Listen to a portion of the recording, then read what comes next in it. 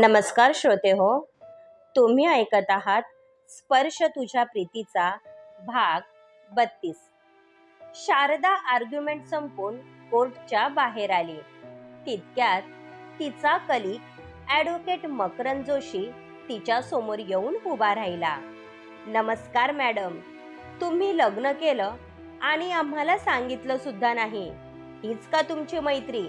मकरंद जेमतेम तिच्याच वयाचा होता. लग्न खूप घाईत झालं होतं, त्यामुळे बऱ्याच जणांना पत्रिका द्यायची राहून गेली. पण तुम्ही खूप दिवसानंतर दिसत आहात. लग्न ठरलं की काय? शारदा हसत म्हणाली. कशाचं काय, आम्ही आपले सिंगल ठीक आहोत. आपण कॅन्टीनमध्ये बसूयात, तुझ्यासोबत थोडं बोलायचं होतं. मकरंदसोबत ती कॅन्टीनमध्ये जाऊन बसले. दोघांमध्ये चांगली फ्रेंडशिप होती, त्यामुळे नेहमी त्यांची मस्करी चालत होती. माझा एक क्लायंट आहे, त्याला तुझ्यासोबत बोलायचं आहे. प्लीज नाही म्हणू नको, मकरंद म्हणाला. आता हे काय नवीन? तुमच्या क्लायंटला मी का भेटायचं? शारदा वैतागत म्हणाली. तुझ्याकडे जी मीनाक्षी मानेची केस आली आहे, माझा क्लायंट तिचा नवरा आहे. अजून तू केस फाईल केली नाही, त्यामुळे त्याला तुझ्यासोबत बोलायचं होतं. त्याचं पण LLB झालं आहे, पण तो वकिली सोडून जॉब करतो. जर ही केस कोर्टात उभी राहिली तर माझ्या क्लायंटची खूप बदनामी होईल, त्यामुळे त्याला आउट ऑफ सेटलमेंट करायचे आहे. तो नुकसान भरपाई द्यायला तयार आहे, मकरंदने सांगितलं. मी त्यांना साधी नोटीस पाठवली नाही आणि तुम्ही आउट ऑफ सेटलमेंट करायचं सांगत आहात. हे लीगल नाही. शारदाला हे पटत नव्हतं, कारण ही केस डावरीची होती, ज्याचा शारदाला राग येत होता. प्लीज शारदा, विसरू नको, आपण फ्रेंड आहोत. हवं तर मी तुझी फी काढून देतो. मग तर झालं, तो येतच असेल, तू आत्ताच त्याला भेटून घे. मकरंद ऐकणार नाही हे तिला माहीत होतं. कधी येणार आहे तो? कारण माझ्याजवळ वेळ नाही, शारदा म्हणाली. तितक्यात त्याच्या मोबाईलची रिंग वाजली. त्याचाच कॉल आहे. मकरंदने त्याला कॅन्टीनमध्ये यायला सांगितलं. तशी एक व्यक्ती त्या दोघांच्या समोर येऊन उभी राहिली. Hello sir. शारदाची नजर त्या मुलावर पडली तसा तिचा भूतकाळ तिच्या मनपटलावर तरळू लागला. ज्याला ती विसरण्याचा प्रयत्न करत होती, तिला कधी स्वप्नातही वाटलं नव्हतं की भविष्यात त्या व्यक्तीसोबत आपली भेट होईल. हे आहेत मिस्टर विशाल माने, मीनाक्षी यांचे पती, मकरंदने सांगितलं. यावेळी शारदाला तिथून उठावंसं वाटत होतं, कारण ज्या व्यक्तीने तिला मानसिक त्रास दिला होता, त्याच्यासोबत बोलण्याची तिची अजिबात इच्छा होत नव्हती. मकरंदच्या मोबाईलची रिंग पुन्हा वाजली. मला निघावं लागेल, बेल ॲप्लिकेशन फाईल करायचं आहे. मिस्टर विशाल, तुम्ही मॅडमसोबत बोलून घ्या, त्यानंतर आपण चर्चा करू. मकरंद निघून गेला. विशालची नजर शारदावर गेली. तिच्या गळ्यातलं मंगळसूत्र आणि भांगेत असलेलं कुंकू पाहून क्षणभरासाठी त्याच्या काळजामध्ये कळ उमटली, कारण शारदा मनाने हळवी होती. ती इतक्या लवकर आपल्याला विसरेन असं त्याला वाटलं नव्हतं. अभिनंदन, बरं झालं तू लग्न केलं, विशाल म्हणाला. हे पहा मिस्टर विशाल, आपल्या कामाशी काम ठेवायचं. मी काय केलं आणि काय नाही याच्याशी तुमचा काही संबंध नाही. शारदाचा राग उफाळून आला होता. तुझा राग मी समजू शकतो. तुझ्यासोबत मी जे काही केलं त्याची शिक्षा मला मिळाली आहे. पण मी खरंच सांगतो शारदा, त्यावेळी मी हतबल झालो होतो. माझ्यात आई बाबांच्या विरोधात जाण्याचं सामर्थ्य नव्हतं, म्हणून मी आपल्या नात्याला पूर्णविराम लावला. मीनाक्षीच्या बाबतीत तेच होत आहे, म्हणून मी तिला या नात्यातून मुक्त करत आहे. कारण ही केस कोर्टात उभी राहिली तर माझी खूप बदनामी होईल. प्लीज तू तिला समजावून सांग. मी म्युच्युअल कन्सर्नने डिवोर्स द्यायला तयार आहे. हवं तर मी नुकसान भरपाई देतो, पण हा मनस्ताप मला सहन होत नाही. विशालचा उतरलेला चेहरा खूप काही सांगून जात होता, ज्याचा शारदाला मनापासून आनंद झाला होता. नशीब, लवकर तुला समजलं की मनस्ताप काय असतो. आपण केलेल्या कर्माची फळं इथेच भोगावी लागतात. आज मी मनापासून देवाचे आभार मानते, कारण त्यांनी माझी गाठ तुझ्यासोबत बांधली नाही. नाहीतर आज मीनाक्षीच्या जागी मी उभी असते. तू आणि तुझ्या घरच्यांनी जशी मीनाक्षीच्या आयुष्याची वाट लावली आहे, तेच हाल माझे झाले असते. शारदा आपल्या मनातली भडास काढत होती. तू जे आरोप करशील ते मला मान्य आहे, कारण मी तुझा गुन्हेगार आहे. पण माझं प्रेम खरं होतं, हे सत्य तू नकारू शकत नाही, विशाल म्हणाला. त्यामुळे त्याच्यासोबत बोलण्यात तिला काडीचाही इंटरेस्ट नव्हता. मला उशीर होत आहे. माझे पती माझी वाट पाहत असतील. आणि राहिला प्रश्न केसचा, तर मी मीनाक्षी सोबत बोलून पाहते. तिने जर ऐकलं तर ठीक, नाहीतर माझा नाईलाज आहे, असं बोलून शारदा निघून गेली. यावेळी विशालला तिचा हेवा वाटत होता, कारण त्याच्या एका चुकीमुळे शारदा त्याच्या आयुष्यातून निघून गेली होती. पावसाच्या पाण्यामुळे जमिनीला चांगलाच ओलावा आला होता. पिकाची लागवड सुरू होती. प्रल्हादही त्याच्या कामामध्ये जुंपला होता. तेवढ्यात त्याला समोरून शारदाची गाडी येताना दिसली. तशी त्याच्या चेहऱ्यावर भली मोठी स्माईल आली. त्याने नळाखाली हातपाय धुतले. चिखलामध्ये त्याचे कपडे बरेच माखले होते. शारदा गाडीतून उतरली व त्याच्या जवळ आली. तिचा उतरलेला चेहरा त्याच्या नजरेतून सुटला नव्हता. आज लवकर आलात? प्रल्हाद म्हणाला. तशी ती रडायला लागली. शारदा, काय झालं? कोणी काही म्हणालं का? तुम्हाला बरं वाटत नसेल तर आपण डॉक्टरांकडे जाऊयात. प्रल्हाद चांगलाच घाबरला होता. तिने सर्वांसमोर त्याला मिठी मारली आणि आणखी रडायला लागली. तिची समजूत कशी काढावी हेच त्याला समजत नव्हतं. तो शारदाला घेऊन आपल्या रूममध्ये गेला आणि तिला कॉटवर बसवलं. पाणी घ्या. प्रल्हादने तिच्या समोर पाण्याचा ग्लास धरला. ती थोडं पाणी पिली आणि आपले डोळे पुसले. आता सांगा पाहू, काय झालं आहे? कारण तुम्ही अशा रडणाऱ्या मधल्या नाहीत. प्रल्हाद तिच्या शेजारी बसला. आज विशाल भेटला होता. शारदाच्या तोंडातून शब्द बाहेर पडले. तिच्या डोळ्यांमध्ये असंख्य वेदना दाटून आल्या होत्या. हा विशाल कोण? प्रल्हादला काहीच समजत नव्हतं.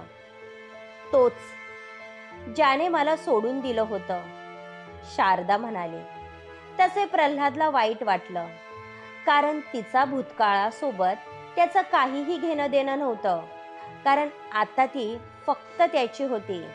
त्यामुळे तिच्या तोंडून विशालचं नाव ऐकून त्याला वाईट वाटत होतं. प्रल्हादने शारदाला एका शब्दाने सुद्धा विचारलं नाही. असेही काय विचारणार होता तो? कारण तिचा भूतकाळ माहीत असूनही त्याने शारदाचा स्वीकार केला होता. पण तिचा भूतकाळ तिच्या आयुष्यात पुन्हा आला आहे हे ऐकून त्याला वाईट वाटत होतं. शारदा आपल्याला सोडून तर जाणार नाही ना, ही भीती त्याच्या मनामध्ये दाटून आली होती.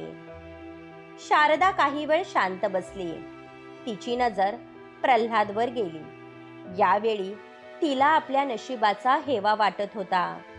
आज प्रल्हाद तिच्या आयुष्यात नसता तर तिने कधीच विशालच्या नजरेला नजर देण्याचं धाडस केलं नसतं. कारण त्याने मनातून का होईना तिच्या एकटेपणाची खिल्ली उडवली असती, जे तिच्याने सहन झालं नसतं. मी खरंच खूप नशीबवान आहे. म्हणून माझं लग्न तुमच्यासोबत झालं. विशाल माझ्या लाईफमधून गेल्यानंतर मी नेहमी त्याच्या आठवणीत रडायची. मला नेहमी वाटायचं देवाने माझ्यावर अन्याय केला आहे. माझं पहिलं प्रेम अपूर्ण राहिलं याची खंत माझ्या मनात होती. पण आज मला समजलं आपल्यासोबत जे काही होतं ते चांगल्यासाठी होतं. माझं लग्न विशाल सोबत झालं असतं तर आज मी दुःखाच्या खाईमध्ये लोटले गेले असते, ज्याचं दुःख माझ्या फॅमिलीला लाईफ टाईम सहन करावं लागलं असतं, जे मी कधीच सहन करू शकले नसते. शारदा असं का बोलत आहे हे त्याला समजत नव्हतं, पण ती आपली आहे ही भावना त्याला सुखावून गेली होती. नक्की काय झाले आहे, प्रल्हादने विचारलं. तसा तिने संपूर्ण घडला प्रकार सांगितला. त्यालाही वाईट वाटलं होतं.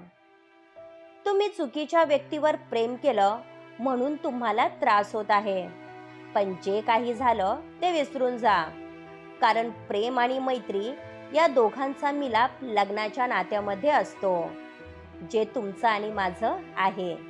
त्यामुळे जरी तो तुमच्या समोर आला तरी त्यात वाईट वाटण्यासारखं काही नाही, कारण तुम्ही तुमच्या आयुष्यामध्ये पुढे गेले आहात आणि अशा कितीतरी व्यक्ती रोज आपल्या आयुष्यात येतात आणि जातात. तुम्ही कशाला त्यांचा विचार करत बसत आहात? त्यापेक्षा स्वतःच्या सुखाचा विचार करा. ते पण नाही जमलं तर माझा विचार करा, कारण तुम्हाला रडताना पाहून मला त्रास होतो. प्रल्हाद शिकलेला नाही तरी त्याच्यामध्ये इतका समजूतदारपणा येतो कुठून हेच तिला समजत नव्हतं. तुम्ही इतक्या बारीक गोष्टींचा अभ्यास केला कुठे? तुमच्याजवळ प्रत्येक गोष्टीचं समाधान असतं. शारदा एकटक त्याच्याकडे पाहत होती. पुस्तकांमध्ये तुम्हाला मोजकी माहिती मिळते, पण आपल्या आजूबाजूला अशी बरीच माणसं असतात ज्यांच्याकडून तुम्हाला खूप काही शिकायला मिळते. संध्याकाळी मंदिराच्या बाहेर काही वयस्कर माणसं बसतात, त्यांच्यासोबत गप्पा मारत जा. तुम्ही पण माझ्यासारखे हुशार व्हाल, प्रल्हाद म्हणाला. तशी तिच्या चेहऱ्यावर भली मोठी स्माईल आली. यावेळी त्याची पत्नी असण्याचा तिला अभिमान वाटत होता. तिच्यासाठी तोच परफेक्ट होता. तिने आनंदाच्या भरात त्याला मिठी मारली. तुम्ही खरंच खूप चांगले आहात. मला कोणत्याही सिच्युएशनमध्ये समजून घेतात. आज मला एक गोष्ट समजली, मुलांची काळजी फक्त आपल्या आईवडिलांना असते. म्हणून बाबांनी माझ्यासाठी तुम्हाला पसंत केलं. म्हणूनच मी इतक्या मोठ्या संकटातून वाचले. शारदाला भरून आलं होतं. त्याच्यासमोर मन मोकळं केल्यामुळे तिला हलकं वाटत होतं. कितीतरी वेळ शारदा त्याच्या मिठीमध्ये सामावली होती. प्रल्हाद तिला प्रेमाने थोपटत होता. शारदा त्याची होती जी आयुष्यभर त्याला साथ देणार होती, हे त्याला कळून चुकले होते. त्यामुळे तो सुखावला होता. शारदा आपल्या भूतकाळातून कायमची मोकळी झाली होती. प्रल्हादच्या सहवासात राहून ती आणखी खुलत चालली होती. त्यामुळे तिच्या चेहऱ्यावर वेगळीच चमक आली होती.